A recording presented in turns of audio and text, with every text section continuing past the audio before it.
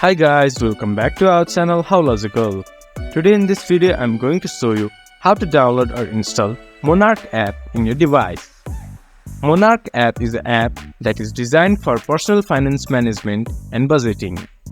Now proceeding to the video, first of all go to your Play Store or App Store. Then search Monarch.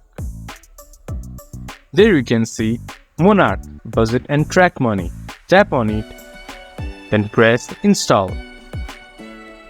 It might take a while to install the app depending upon your internet speed.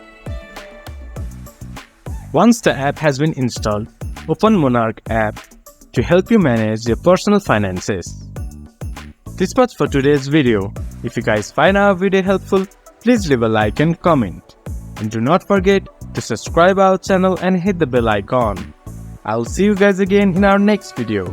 Thank you.